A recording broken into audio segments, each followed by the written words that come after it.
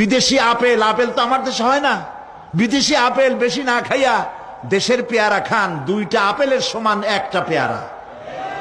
Coke 7 up ইহুদিদের পণ্য না খাইয়া 1টা ডাব খান।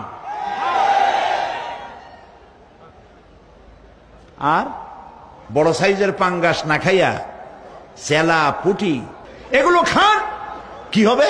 এগুলোর মধ্যে রয়েছে ফসফরাস, খাইলে পরে চোখের দৃষ্টি বাড়তে থাকবে, হার্ট অ্যাটাক করবে না, স্বাস্থ্য ভালো হবে। স্বাস্থ্য ভালো হওয়ার অর্থ পেটটা বিশাল আকারে হওয়া না, পেটটা ছোট হওয়া, সিনাটা চওড়া হওয়া, এইটার নাম স্বাস্থ্য ভালো।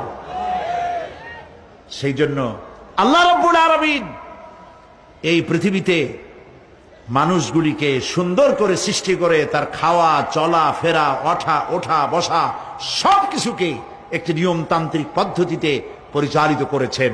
এটা বুঝলে পরে কল্যাণ, না বুঝলে অকল্যাণ।